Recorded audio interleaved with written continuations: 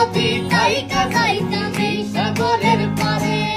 ঝিনুক মালা গাইতা কাটাই দিতাম